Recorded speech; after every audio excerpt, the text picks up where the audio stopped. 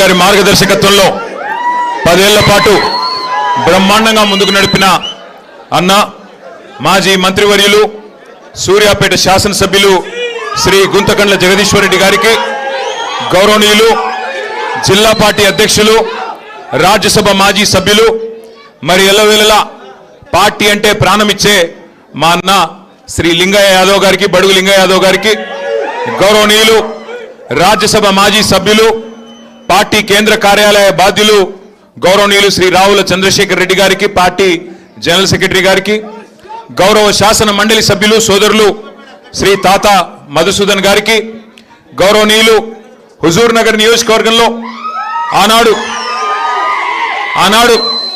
మనం గెలిపించిన ఒక అనామకుడు ఎమ్మెల్యేగా అయిన తర్వాత పార్టీని కష్టాలలో వదిలిపెట్టి పోయినా అక్కడ మరి ఒక పెద్ద మనిషిగా సమన్వయకర్తగా సమర్థవంతంగా బాధ్యతలు నిర్వహిస్తున్న శ్రీ ఒంటెద్దు నరసింహారెడ్డి గారికి, తమ్ముడు శ్రీ రాకేష్ రెడ్డి గారికి, ఏనుగుల రాకేష్ రెడ్డి గారు మొన్ననే గ్రాడ్యుయేట్ ఎమ్మెల్సీ ఎన్నికల్లో పోటీ చేస్తున్నారు, స్వల్ప తేడాతో ఓడిపోయిన తమ్ముడు రాకేష్ రెడ్డి గారికి, అట్లాగే వేదిక పైన శ్రీ పల్లె రవికుమార్ గౌడ్ గారు, మల్లికార్జున రెడ్డి గారు, సోదరులు వెంకటేశ్వర రెడ్డి గారు, సోదరుడు ఉపేందర్ గారు, సోదరుడు గెల్లు శ్రీనివాస్ యాదవ్ గారు, సర్దార్ రవీందర్ సింగ్ గారు, అట్లాగే మార్పెద్ది శ్రీనివాస్ గౌడ్ గారు, మరి అందరినీ హుజూర్ నగర్ లో ఈరోజు వెంటబెట్టుకొని ఇంత ఎండాకాలంలో కూడా ఇంత పెద్ద ఎత్తున ముందుకొచ్చిన తమ్ముడు శ్రీ పిల్లుట్ల రఘు గారికి, అట్లాగే వారితో కదిలి వచ్చిన మా తమ్ముళ్ళకి, మా అక్క చెల్లెళ్ళకి, మరి మొదటి నుండి పార్టీ జెండా ఎత్తి దించకుండా పోరాటం చేస్తున్న మా భారతక్క లాంటి నాయకురాళ్ళకి, నాయకులకి పేరు పేరున అందరికీ, పత్రికా మిత్రులకి పేరు పేరున నమస్కారాలు. చాలా సంతోషంగా ఉంది మీరు ఇంత దూరం రావడం, అట్లాగే ఇంత బ్రహ్మాండంగా మరి పోరాట స్ఫూర్తితో దుర్మార్గ కాంగ్రెస్ ప్రభుత్వాన్ని, ఆ ప్రభుత్వంలో పనిచేస్తున్న మంత్రులు, ముఖ్యమంత్రిని మేము ఎదుర్కొంటాం, మీరు మాకు అండగా నిలబడండి అంటూ మీరు ఇక్కడ పోరాట స్ఫూర్తిని ఏదైతే ప్రదర్శిస్తున్నారో ముందుగా శిరస్సు వంచి మీకు నా అభినందనలు తెలియజేస్తా ఉన్నా. 2023 ఎన్నికల్లో ఆనాడు మనకు హుజూర్ నగర్ నియోజకవర్గంలో 70,000 ఓట్లు వస్తే తర్వాత జరిగిన పంచాయతీ ఎన్నికల్లో సంవత్సరంన్నర తర్వాత గెలిచిన ఎమ్మెల్యే, గతంలో ఎమ్మెల్యేగా పనిచేసిన వ్యక్తి వదిలిపెట్టి పోయినా మేము మాత్రం వదిలిపెట్టమంటూ గ్రామాన సింహాల మాదిరిగా పోరాటం చేస్తున్న మా తమ్ముల వల్లే, మా చెల్లెళ్ళ వల్లే ఏం జరిగింది అంటే పంచాయతీ ఎన్నికల్లో 14,000 ఓట్లు అదనంగా వచ్చినాయి. 70,000కు 84,000 అంటే మన బలం మరింత పెరిగింది తప్ప తగ్గలేదు. మనను వదిలిపెట్టిపోయిన వాళ్ళు, ఆ ఎమ్మెల్యే గారు ఎవరైతే ఉండేనో గతంలో వదిలిపెట్టి పోయినాడు, కనీసం సొంత ఊర్లో ఉన్న సర్పంచ్ గెలిపించుకోగలిగినాడా? అంటే పార్టీ నీడ నుండి పోతే ఏం జరుగుతుందో చెప్పడానికి ఇగో ఈ మీ హుజూర్ నగర్ మాజీ ఎమ్మెల్యేని గొప్ప ఉదాహరణ. ఈరోజు ఒక అనామకుడుగానే వచ్చినాడు, రేపు అనామకుడుగానే మిగిలిపోతాడు తప్ప ఏమీ అయ్యేది లేదు. ఒకటి మాత్రం పక్కా, రేపు సరిగ్గా ఏప్రిల్ 27, 2026 మనం పెద్దలు కేసీఆర్ గారి నాయకత్వంలో ఆనాడు 2001వ సంవత్సరంలో 25-26 ఏళ్ల కిందట జలదృశ్యంలో కొండా లక్ష్మణ్ బాపూజీ గారు, పెద్దలు స్వర్గీయ మాజీ మంత్రివర్యులు వారు ఆశ్రయమిస్తే జలదృశ్యంలో ఆనాడు ఎగిరింది గులాబీ జెండా. 25 ఏళ్ల కింద రేపటితో 25 వసంతాలు పూర్తి చేసుకొని 26వ సంవత్సరంలో అడుగు పెట్టబోతా ఉంది గులాబీ జెండా. భారతదేశంలో ఏ పార్టీకి లేని విశిష్టత మన పార్టీకి మాత్రమే ఉంది. అది ఏంది అంటే మొదటి 14 ఏళ్ళు ఉద్యమ పార్టీగా, ఆ తర్వాత 10 ఏళ్ళు అధికార పార్టీగా, గత 2.5 ఏళ్ళు ప్రతిపక్ష పార్టీగా 3 పాత్రలు సమర్థవంతంగా పోషించిన ఒకే ఒక్క పార్టీ బీఆర్ఎస్ పార్టీ. మన నాయకుడు కేసీఆర్ గారిని ఇవాళ 3 ఫీట్లున్నోడు, 4 ఫీట్లున్నోడు కూడా చాలా మాటలు మాట్లాడుతున్నారు. నోటికి ఎంత వస్తే అంత, ఎందుకంటే వాళ్ళు పాపం ఐడెంటిటీ క్రైసిస్లో ఉన్నారు. ఎవరైతే ఇవాళ కేసీఆర్ గారిని దూషించి ఏదో 4 మాటలు కేసీఆర్ గారిని పైశాచిక ఆనందం పొందే ముఖ్యమంత్రి ఉన్నాడో పాపం ఆయనకు ఐడెంటిటీ క్రైసిస్ ఉన్నది. ఐడెంటిటీ క్రైసిస్ అంటే ఆంగ్లం ఎక్కువైపోయింది. ఐడెంటిటీ క్రైసిస్ అంటే తెలుగులో చెప్తే ఆయన ఎవడు దేక్తలేడు, ఎవడు గుర్తుపడతలేడు. నిన్నటికి నిన్న ఎక్కడనో కాదు, నిన్న ఇక్కడెక్కడ శంషాబాద్ దగ్గర ఏదో రిబ్బన్ కటింగ్ ప్రోగ్రామ్ పోయిండు. మనం తెచ్చిన నేను చెప్తా తొందరపడక, నా చెవులో మీరు ఎర్రకపోతే చాలు. మనం తెచ్చిన కంపెనీ మన టీ హబ్లో పుట్టిన కంపెనీ అది. ఆ టీ హబ్లో పుట్టిన కంపెనీ పెద్దగా అయింది, పెద్దగా అంతరిక్షంలోకి రాకెట్లు పంపుతున్నది. ఇక రిబ్బన్ కట్ చేయవా రేవంత్ రెడ్డి అని నేను పిలిచినారు. మనం గట్టినవన్నీ కడితే ఈయన పోయి రిబ్బన్లు కట్ చేస్తున్నాడు, అంతే కదా, ఏముంది చేసింది ఇప్పటిదాకా. పిలిచినారు, పోయినాడు. సరే పోయినాడు, ఏదో పోజులు కొడుతూ అక్కడ నిలబడి ఇట్లా అట్లా పోజులు కొడుతున్నాడు. ఆఖరికి అక్కడ పిలిచే యాంకర్ అమ్మ ఉంటుంది కదా, ఆ అమ్మాయి ముఖ్యమంత్రి గారు అని చెప్పి శ్రీధర్ బాబు పేరు చెప్పింది తప్ప ఈయన మాత్రం గుర్తుపట్టట్లేదు. ఇది మొదటిసారి కాదు, చివరిసారి, అంతకంటే కాదు. 2.5 ఏళ్ళు అయిపోయింది. యాంకర్లు గుర్తుపెట్టుకోవట్లేదు, యాక్టర్లు గుర్తుపెట్టుకోవట్లేదు, ఎవడు గుర్తుపెట్టుకోవట్లేదు ఆయన పేరు. ప్రజలైతే ఆయన పేరు తీస్తేనే బూతులో వర్షం కురిపిస్తున్నారు. నేను చెప్పట్లా ఇది, మీరు కావాలంటే ఆ యూట్యూబ్లో సోషల్ మీడియాలో చూడొచ్చు. ఎవరన్నా పోయి ఆయన ఎవరు ఉండే ఆయన పేరేంది అనగానే ఆయన పేరు చెప్పకు, మొహం తిప్పుకుంటున్నారు. చివరికి హుజూర్ నగర్ పాత నల్లగొండ జిల్లాలో 12 సీట్లుంటే, ఆగురా అయ్యా చెప్పని, పాత నల్లగొండ జిల్లాలో 12 సీట్లుంటే 12లో 11కి కాంగ్రెస్ ఎమ్మెల్యేలు గెలిపించినారు ఉమ్మడి నల్లగొండ ప్రజలు. సరే, కారణాలు ఏమైనప్పటికీ జరిగింది జరిగిపోయింది. కొంత మన తప్పు ఉండొచ్చు, కొంత మన ఎమ్మెల్యేలు గతంలో పోటీ చేసిన వాళ్ళ చిన్న చిన్న లోటుపాట్లు ఉండొచ్చు, పొరపాట్లు ఉండొచ్చు, చిన్న చిన్న మరి అసంతృప్తులు అక్కడ ఇక్కడ ఉండొచ్చు. నేను కాదనట్లేదు, మేము కూడా మనుషులమే, ఆడినో ఎన్నో తప్పు చేసే ఉంటాం. అందుకే ప్రజలు ఆ తీర్పిచ్చారు, అందులో వేరే అనుమానం లేదు. కానీ విచిత్రమైన విషయం ఏమంటే, విచిత్రమైన విషయం, చాలా ఆశలతో ఏదేదో రంగుల ఈస్ట్మన్ కలర్ సినిమా చూపెట్టి ఏం చెప్పారు అన్నాడు. ఈరోజు ముఖ్యమంత్రిగా ఉన్న రేవంత్ రెడ్డి ఆ రోజు పిసిసి అధ్యక్షుడు, ఈరోజు ఉప ముఖ్యమంత్రిగా ఉన్న బట్టి విక్రమార్క గారు ఆ రోజు సిఎల్పి అధ్యక్షుడు. ఏం చెప్పారు ఆ రోజు విక్రమార్క గారు? మీకు గుర్తుండాలా, ఇట్లా గ్యారంటీ కార్డు పట్టుకొని ఇది మీరు భద్రంగా పెట్టుకోండి, 100 రోజులు గట్టిగా పెట్టుకోండి, 99 రోజులు అయిపోయి 100వ రోజులకు అడుగు పెట్టంగానే మా కాంగ్రెస్ వాళ్ళు వస్తారు, దాన్ని తీసుకొని ఒక్కొక్కరికి మీకు అన్ని బ్రహ్మాండంగా 100 రోజుల లోపలే అన్ని పథకాలు అమలు చేస్తామని చెప్పి ఆయన ఉంటాడు కదా, ప్రముఖ సినిమా యాక్టర్ కమల్ హాసన్ మించిన యాక్టర్లు ఒక్కొక్కడు కాంగ్రెస్లో బ్రహ్మాండమైన యాక్టింగ్ చేసినారు. కార్డులు భద్రంగా పెట్టుకోండి అన్నారు. జేమ్స్ బాండుల మాదిరిగా బాండ్ పేపర్లు రాసిచ్చినారు.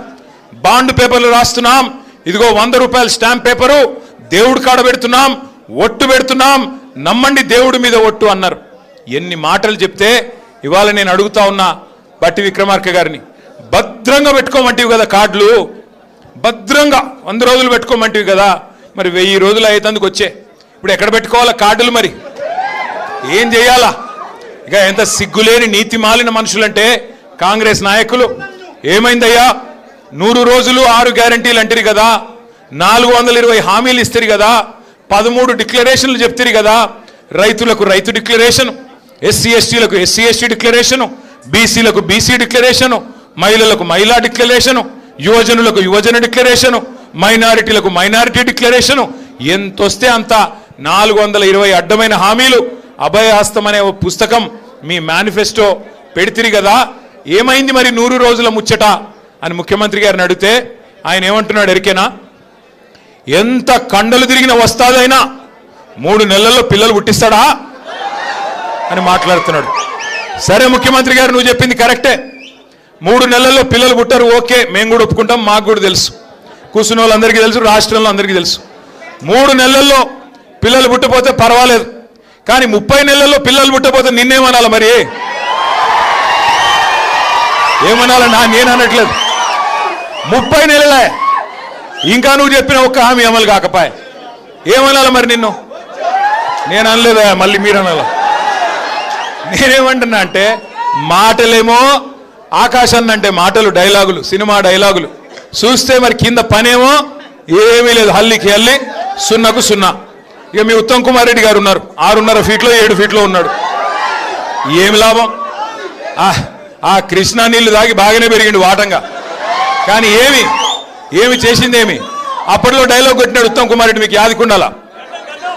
ఏమన్నాడు? నేను కేసీఆర్ని దించేదాకా గడ్డమే దియ్య అన్నాడు. నేను అప్పుడే చెప్పిన, గడ్డం పెంచుకుంటే సన్నాసుల్లో కలిసిపోతావు, ఏమి కాదు నీతోనని. ఈరోజు ఏదో అబద్ధపు మాటలు చెప్పి ఇష్టం వచ్చినట్టు హామీలు ఇచ్చి అడ్డగోలుగా ప్రజల్ని భ్రమంలో పెట్టి తప్పిదారిన భాగ్యలక్ష్మి బంపడ్రా మాదిరిగా జాక్పాట్ కొట్టారు తప్ప మిమ్మల్ని నమ్మి జనాలు ఎవరు నిజాయితీగా ఓట్లు వేయలేదు, మోసపోయారు. ఇది వాస్తవం, నేను చెప్పట్లా. వాళ్ళ గ్రామాల్లో ఏ రైతునన్నా అడగండి, ఏ రైతు బిడ్డనైనా అడగండి, వాళ్ళే చెప్తున్నారు కాంగ్రెస్కు ఓటేసి తప్పు జరిగింది, తప్పు చేసినాము అని నల్గొండ జిల్లాలోని రైతన్నలు స్వయంగా వాళ్ళ నోటితో వారే చెప్తున్నారు తప్ప ఇది నా మాట కాదు. అట్లాగే ఇంకొక మాట నేను మీకు గుర్తు చేస్తా ఉన్నా. కాంగ్రెస్ పార్టీ నల్గొండ జిల్లాకి, ఉమ్మడి ఆంధ్రప్రదేశ్కి, ఈ దేశానికి దాదాపు 60 ఏళ్ల పాటు నాయకత్వం వహించింది. ఇటు రాష్ట్రంలో అటు కేంద్రంలో కాంగ్రెస్ పార్టీ ఉండే. 55-60 ఏళ్ళు నాయకత్వం వహించిన కాంగ్రెస్ పార్టీ 2014కు పూర్వం ఏం చేసిందయ్యా నల్గొండకి అంటే, ఒకవైపు మూసి నిండా మురికి నింపి ఒకవైపు గబ్బు లేపింది.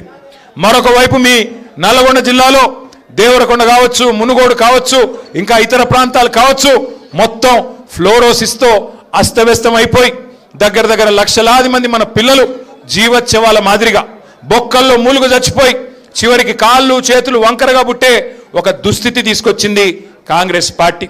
ఎన్నడూ మిర్యాలగూడ కానీ, సాగర్ కానీ, హుజూర్ నగర్ కానీ, కోదాడ కానీ, తుంగతుర్తి కానీ, సూర్యాపేట కానీ టైలెండ్ గ్రామాలకి ఎన్ఎస్పి ఉన్నా ఎన్నడూ టైలెండ్ గ్రామాలకి నీళ్లు కూడా ఇవ్వని పరిస్థితి కాంగ్రెస్ పార్టీది. అట్లాగే కరెంటు కష్టాలైతే నేను చెప్పే పని లేదు. అర్ధరాత్రి దొంగలు వచ్చే కరెంటు కోసం ఆ కావల గాయడానికి పోయి చచ్చిన రైతులు ఎంతమందో నాకంటే బాగా మీకు తెలుసు. ఆ కరెంటు షాక్లతో, పాము కాట్లతో ఇబ్బంది పడి చచ్చిపోయిన రైతులు ఎంతమందో నాకంటే బాగా మీకే తెలుసు. అట్లాగే నల్గొండలోని మూషంపల్లి అనే ఒక ఊర్లో ఒకే ఒక్క రైతు రామరెడ్డి గారు, ఒకడే రైతు రామరెడ్డి గారు 57 బోర్లేసి ఆయన పేరే బోర్ల రామరెడ్డిగా మారిపోయిన పరిస్థితి మీ జిల్లాలోనే మనం చూస్తున్నాం. మరి కేసీఆర్ గారు ఏం చేశారు? 60 ఏళ్ల కాంగ్రెస్ ఆనాడు మనకు నల్లగొండను అస్తవ్యస్తంగా అప్పజెప్పిపోతే 10 ఏళ్లలో కేసీఆర్ గారు చేసింది ఏందో 1 నిమిషంలో నేను మీకు చెప్పే ప్రయత్నం చేస్తా. కాంగ్రెస్ పార్టీ 60 ఏళ్లు పరిపాలించి నల్లగొండకి ఒక్కటంటే ఒక్క మెడికల్ కాలేజీ ఏనాడు సాధించలేదు. అదే కేసీఆర్ గారు కేవలం 10 ఏళ్లలోనే 1 కాదు 3 మెడికల్ కాలేజీలు మీ జిల్లాలో పెట్టిన ఘనత నల్లగొండలో, సూర్యాపేటలో, భువనగిరిలో మన నాయకుడు కేసీఆర్ గారిది. యాదగిరి లక్ష్మీ నరసింహస్వామి మీ అందరికీ కూడా, అంటే మీ దగ్గర కొద్దిగా జాన్పాడు పోతారు ఎక్కువ సైదులు, అంతే కదా, దర్గాకు పోతారు. కానీ అటు పక్కన భువనగిరి ఆలేరు కాడికి పోతే మొత్తం యాదగిరి లక్ష్మీ నరసింహస్వామి ఆరాధ్య దైవం లక్షలాది మందికి. అట్లాంటి లక్ష్మీ నరసింహస్వామి దేవస్థానాన్ని ఎవరు పట్టించుకోలేదు గత 60 ఏళ్లలో. కానీ కేసీఆర్ గారు వచ్చిన తర్వాత 1800 కోట్ల రూపాయలతో ఇవాళ భారతదేశానికే తలమానికమైన ఒక అత్యద్భుతమైన పుణ్యక్షేత్రాన్ని మీ జిల్లాలో నిర్మాణం చేసింది కేసీఆర్ గారి ప్రభుత్వం. అట్లాగే మీ పక్కనే ఉండే మిర్యాలగూడ నియోజకవర్గంలో ఒక గోదావరికి మాత్రమే పరిమితమైన విద్యుత్ ఉత్పత్తి కేంద్రాలని నల్లగొండ జిల్లాకు తేవడమే కాకుండా జగదీష్ రెడ్డి గారి నేతృత్వంలో దామరచెర్లలో భారతదేశంలోనే అతి పెద్దదైన ultra mega power project plant దాదాపు 35,000 కోట్ల రూపాయలతో ఏర్పాటు చేసింది కేసీఆర్ గారి ప్రభుత్వం. అట్లాగే అన్నింటికి మించి రైతు బంధు లాంటి పథకాలిచ్చి ఫ్లోరోసిస్ ని రూపుమాపే మిషన్ భగీరథ లాంటి కార్యక్రమం చేసి చివరికి మీ టైలెండ్ గ్రామంలోని ప్రతి చివరి మడిదాకా నీళ్ళిచ్చి భారతదేశంలో తెలంగాణ వరిధాన్యం ఉత్పత్తిలో నెంబర్ 1 అయితే పంజాబ్ని, హర్యానాని తలదన్ని మరి ఉమ్మడి తెలంగాణలోని ఉమ్మడి జిల్లాల్లో నంబర్ 1 జిల్లా ఎక్కడ ఉంది వరిధాన్యం ఉత్పత్తిలో అంటే మీ నల్గొండ జిల్లాగా నిలబెట్టింది కేసీఆర్ గారి నాయకత్వం. ఏం చేసిండయ్యా కేసీఆర్ అంటే, ఇవాళ ఇంతున్నోడు అంతున్నోడు ఎవడు పడితే వాడు ఏది పడుతుంది మాట్లాడుతున్నాడు. ఏం చేసిండు కేసీఆర్ గారు? ఒకడు అంటాడు అప్పుల పాలు చేసిపోయినాడు కేసీఆర్ అంటాడు. పార్లమెంటులో కేంద్ర ప్రభుత్వం చెప్పినా రిజర్వ్ బ్యాంకు అది నువ్వు చెప్పేది తప్పురా సన్నాసి, 8 లక్షల కోట్ల అప్పు తప్పు అని చెప్పినా సిగ్గొస్తలేదు రేవంత్ రెడ్డికి. పార్లమెంట్లో కేంద్ర ప్రభుత్వం చెప్పింది తెలంగాణ వచ్చినాడు అప్పు 72,000 కోట్లు. కేసీఆర్ గారు డిసెంబర్ 3, 2023 నాడు దిగిపోయినాడు తెలంగాణ నెత్తి మీద ఉన్న అప్పు 3,50,000 కోట్లు. అంటే కేసీఆర్ గారు చేసింది 2,80,000 కోట్ల అప్పు. ఎస్, కేసీఆర్ గారు అప్పు చేసిండు. ఎందుకు చేసిండు కేసీఆర్ అప్పు? ఎందుకు చేసిండు అంటే 70 లక్షల మంది రైతుల ఖాతాల్లో 73,000 కోట్లు వేయడానికి అప్పు చేసిండు. అవును, ఎస్, కేసీఆర్ అప్పు చేసిండు. 1000 గురుకుల పాఠశాలలు పెట్టి మన ఎస్సీ, ఎస్టీ, బీసీ, మైనారిటీ పిల్లలకు 6.5 లక్షల మందికి విద్యా బుద్ధులు చెప్పించేదానికి అప్పు చేసిండు కేసీఆర్. ఎస్, గతంలో కేసీఆర్ లేకముందు, కేసీఆర్ రాకముందు మొత్తం రాష్ట్రంలో ఉమ్మడి తెలంగాణలో ఆనాడు 5 మెడికల్ కాలేజీలు కూడా లేకపోతే వాటిని 32 కాలేజీలు చేయడానికి, మెడికల్ కాలేజీలు 32 నర్సింగ్ కాలేజీలు పెట్టడానికి జిల్లాలో, ప్రతి జిల్లాలో పేదల కోసం వైద్య విద్య, నర్సింగ్ విద్య అందించడానికి 32 మెడికల్ కాలేజీలు, 32 నర్సింగ్ కాలేజీలు కట్టించడానికి అప్పు చేసినాడు. ఎస్, కరెంటు కష్టాలలో కాంగ్రెస్ వదిలిపెట్టిపోతే ఇవాళ మీ నల్లగొండలోని అల్ట్రా మెగా పవర్ ప్రాజెక్టు దామరచర్లలో కట్టి 24 గంటల వెలుగు జిలుగుల తెలంగాణగా నిలపడానికి, విద్యుత్ కష్టాలను తొలగించడానికి ఒక్క విద్యుత్ రంగం మీదనే 1,00,000 కోట్లు ఖర్చు పెట్టిండు కేసీఆర్. ఎస్, రైతన్నల కోసం ఫ్రీ కరెంట్ ఇచ్చేదానికి, 24 గంటలు ఇచ్చేదానికి 10 ఏళ్లలో 50,000 కోట్లు ఖర్చు పెట్టిండు కేసీఆర్. ఎస్, అందుకు అప్పు చేసిండు. అట్లాగే కాళేశ్వరం అనే ప్రాజెక్టు మీ తుంగతుర్తికి, మీ సూర్యాపేటకి, మీ కోదాడలోని చివరి మడి దాకా నీళ్లు వస్తున్నాయి ఇవాళ గోదావరి నీళ్లు అంటే దానికి కారణం కాళేశ్వరం కాదా? అగోగా కాళేశ్వరం కట్టడానికి 94,000 కోట్లు ఖర్చు పెట్టిండు కేసీఆర్. ఎస్, కేసీఆర్ అప్పు చేసిండు. చేసి కేసీఆర్ చేసిన ప్రతి అప్పు తెలంగాణకు పెట్టుబడిగా మారింది. తెలంగాణ భవిష్యత్ తరాల కోసం ఒక బంగారు బాట వేసింది, బంగారు పునాది వేసింది. నేను అడుగుతా ఉన్న రేవంత్ రెడ్డిని, మరి నువ్వు వచ్చి 2.5 ఏళ్ళు అయింది. మొన్ననే బడ్జెట్ సమావేశాల్లో రేవంత్ రెడ్డి చెప్తా ఉన్నాడు, నా ప్రభుత్వం వచ్చినాక 3,70,000 కోట్లు అప్పు చేసినా అన్నాడు. అంటే కేసీఆర్ గారు 10 ఏళ్లలో సంవత్సరానికి 28,000 కోట్లు అప్పు చేస్తే ఈ మొనగాడు 2.5 ఏళ్లలోనే 3,70,000 కోట్లు అప్పు చేసినాడు. మరి నేను అడుగుతా ఉన్నా రేవంత్ రెడ్డి గారు, 3,70,000 కోట్లు అప్పు చేస్తేవి రైతు బంధు ఇచ్చినావా? కనీసం రైతు బంధు వచ్చిందా?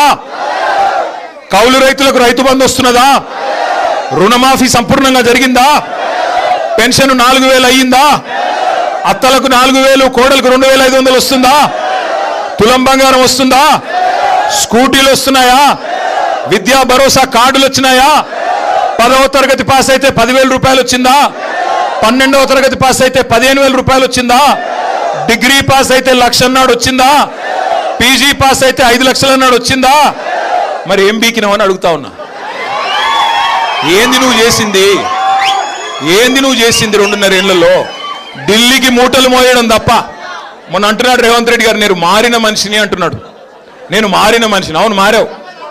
తెలంగాణ రాకముందేమో, తెలంగాణ వచ్చిన కొత్తలో టీడీపీలో ఉన్నప్పుడేమో 50 లక్షలు మోసేటోడు బ్యాగులో, ఇప్పుడు 1,000 కోట్లు మోస్తున్నాడు. అంతే తేడా. మారింది ఏంటి అంటే బ్యాగు మారింది, మనిషి వాడే, బ్యాగు మాత్రం మారింది. అట్లాగే ఈ మధ్యన ఇంకో డైలాగ్ కొడుతున్నాడు.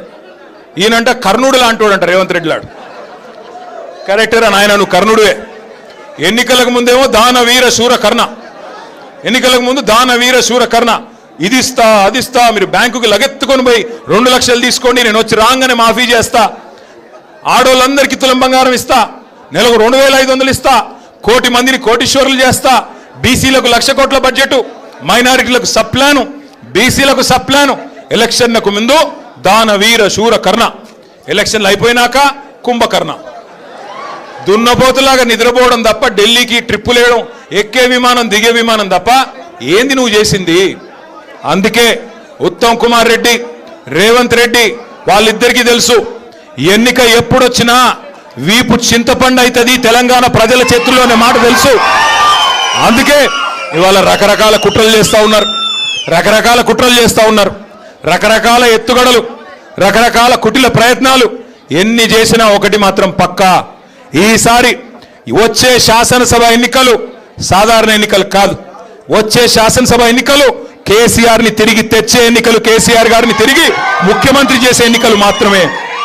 అందుకే మా సోదరుడు పిల్లుట్ల రఘు గారు ఈరోజు బ్రహ్మాండంగా పెద్ద ఎత్తున వేలాది మందితో ఇవాళ ఏదైతే పార్టీలో చేరుతా ఉన్నారో వారికి హృదయపూర్వకంగా స్వాగతం సుస్వాగతం చెబుతూ, అట్లాగే వారితో వచ్చిన ప్రతి ఒక్కరితో కూడా నా ప్రార్థన, ఆగరా అయ్యా, నువ్వు ఆగు, తొందరపడ, జాగ్రత్తగా. ఒక నిమిషం. మీరు చాలా దూరం నుంచి వచ్చినారు తమ్ముడు, ఆగమ్మ, చాలా దూరం నుంచి వచ్చినారు, చాలా పాపం కష్టపడి వచ్చినారు.